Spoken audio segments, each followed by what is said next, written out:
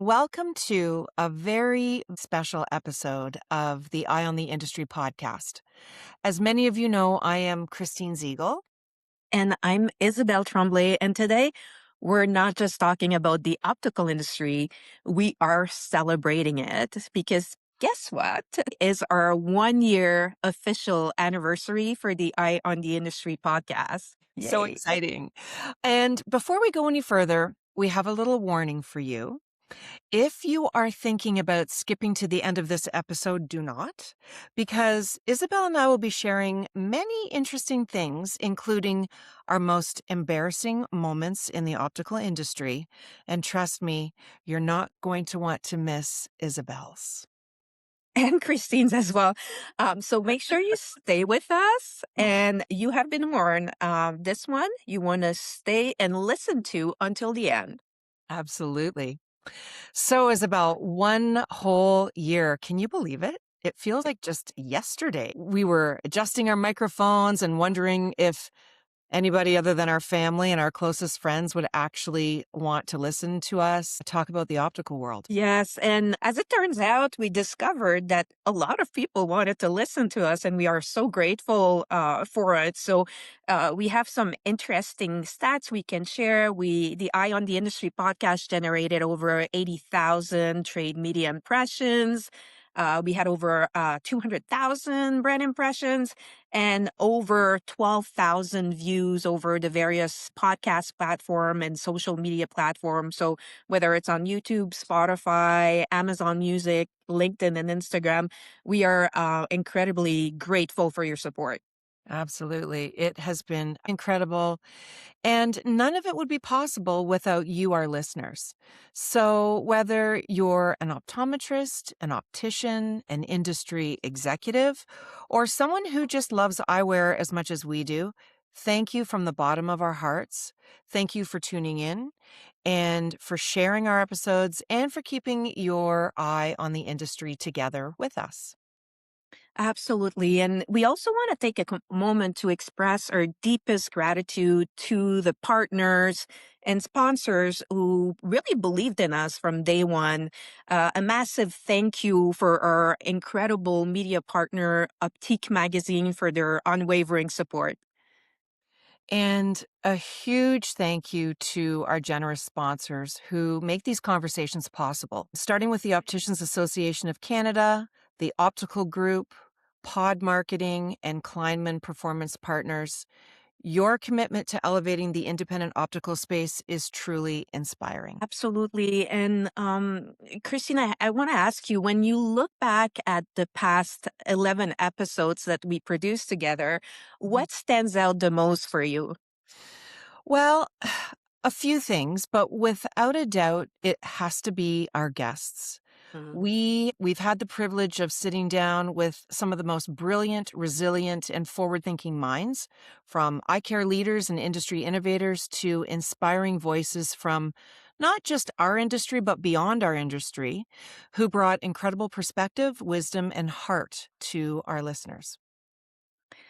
Yeah, it's really been a masterclass of leadership, humanity, and I would say innovation as well. So let us take a short moment to really celebrate the incredible guests that we've had on our podcast. And they really trusted us with their stories, and we're truly grateful for it. Yes, absolutely, Isabel. And a fun little fact before I get into that for our listeners, our very first episode was actually recorded in the beautiful Mayan Riviera, Mexico, because we figured if you're going to launch a podcast, you might as well do it with a view of the Caribbean. Yes, and we, of course, highly recommend that recording studio. The acoustics were incredible, and the guacamole and the margaritas even better. I love that tequila. So our very first guest was the amazing Robert Dalton, the executive director of the Opticians Association of Canada, who brought such passion and urgency to the conversation around children's vision care across Canada.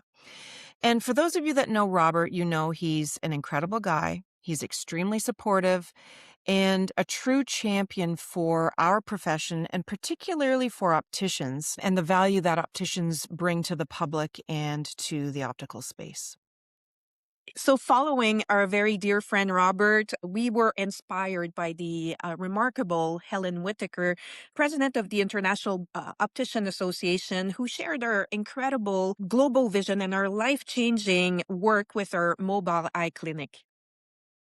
I love Helen. She's such an incredible lady. Then we welcomed two powerhouse independent opticians, Rachel Hill and Sheena Taff, who opened our eyes to the evolving role of buying groups, in which case they are both proud members of the optical group, and the strength of community in the independent optical space. Yes, and after that, we had a truly special conversation with Michael White, sports mental performance coach and founder of Yellow Car Coach, who really reminded us what it means to live life awake and lead with intention as well. Yes, I love Michael's mantra, what you focus on, you attract, and I really Mhm. try to incorporate that into my day to day. Then came the brilliant Dr. Kiran Ramesh, who challenged practice owners to make the mindset shift from owner to CEO and really gave us a master class in building strong teams and sustainable systems. Yes, and following the beautiful Dr. Ramesh, we welcome Kevin Wilhelm. He's the CEO of marketing for ECPs and new owner of Cleinman Performance Partners as well. He shared really powerful insights on strategic business development and the future of independent optometry as well. Yes. And then we had the deeply moving Dr. Banh, who is an optometrist and an author of 12 Elephants and a Dragon, whose story of survival, resilience, and the kindness of strangers left all of us speechless. It was such a touching episode and story of his life. Yes, that was such a powerful episode. And then after that, we were graced by Canada's sweetheart herself. So the wonderful Teri Hart. She's a media personality and the host of the Heart of It All. She really spoke beautifully about authentic leadership, caregiving, and the power of showing up fully for others. Yeah. She was amazing. And after that, we welcomed the insightful and inspiring Dr. Harbir Sian, who joined us to talk about the future of optometry, digital influence, and what modern leadership looks like in today's evolving industry. Then our most recent guest was the legendary Dr. Diana Monea. We shared a profound journey through adversity, succession planning, and what it truly means to lead with empathy, patience, and humanity as well. Every single guest brought something unique, and we are so incredibly grateful to all 11 of them for trusting us with their stories. So now, Christine, since it's the 1 year out anniversary, and we've been, let's face it, we've been asking people tough questions. So I think it's only fair if we turn the spotlight on ourselves just for a minute. Oh, great. I want to put it out on record that I'm not legally responsible for anything that I say in the next 2 minutes, depending on what you're going to ask me. Okay, well, if you could maybe just, just a quick life update, and what is the one thing you learned about yourself or the industry since we started this podcast? Okay. Well, I've learned a few things. I've learned that people in this industry are deeply hungry for authentic, unfiltered conversations. And we spend so much time in our day to day lives in this industry talking about products and pricing and business metrics, which are all very important. But when you create space for people to share their leadership journeys, their professional struggles and challenges, and their human experiences, the entire energy shifts and changes. And it really reminds all of us that behind every business is a real person looking for connection, perspective, and growth. Mhm. So, what about you, Isabel? What is your biggest takeaway from year one? Yeah, for me, I think we work in this beautiful industry, and it was so amazing to reconnect with all these great people in the industry. And it was, for me, it was to realize that we're all navigating, similar challenges, whether you're an optician or working for a big lens manufacturer. And the power of community is really, truly everything. And I've also learned that I love talking to the microphone with my little buddy. Well, right back at you, my friend. It's been such a fun experience, and I'm just so happy that we're able to do this together. So we are going to have a little fun now. Are you ready, Isabel? I was born ready. Okay. What- All right, Isabel. What is your most embarrassing moment that you've had in your optical career? And I'm not going to limit this to just this last year since we've had the podcast. I'm going to open this up to the full archives. So think back. Yeah, I think I have a pretty good one for embarrassment. It does stand out. So about 10 years ago, I was going to Vision Expo West. So we were going on this Air Canada flight. And as it turns out, for most big shows like Vision Expo West or East back in the days, you would end up on this plane with a lot of key customers. And for this trip, I even had my manager and a lot of my great colleagues with me. And, I was very professional, very well put together, and so excited because back then I was like Air Canada super elite. I had been upgraded to business class. And of course, when we came out of the plane, I'm like, oh, that's great. My suitcase is going to come out first because of the luggage priority. So I'm standing there waiting for my luggage to come out with all these great customers and my manager. And of course, my suitcase comes out first. But then I noticed that the suitcase was completely open. And suddenly I see a shoe coming down and then a blouse and then a bra, and then my underwear. So I think I just I put on like the biggest poker face I could have, and I quietly just put everything back in my suitcase. So picked up my pride and my bra, and the suitcase wasn't really closing. But then I started walking to the taxi line, and I think for me to this day, this story is still the most grace I've experienced in trying to appear professional under pressure. Oh my God, that is so hilarious. I would have died. I would be. It's quite embarrassing. But what about you, Christine? What was your most embarrassing moment in the industry? Oh gosh. I have a couple, but one that I think I'll share is we were hosting a group of very important customers at an NHL hockey game in Pittsburgh. And this is going back a number of years ago. And unbeknownst to me, someone, and I won't name names, volunteered me to participate in the in between period on ice entertainment together with a few other guests. And not just casually, like this was something that was like I actually had to dress as a giant foam paint can, full costume, this giant cylindrical foam bodysuit. I had to put a hockey helmet on, gloves, an entirely humiliating, committed outfit. And then I had to get out on the ice. And so one minute I'm in the suite with our customers trying to be polished, this professional account executive making conversation and proudly representing the company. And then the next minute I'm waddling onto an NHL ice rink dressed like the paint aisle at Home Depot, really.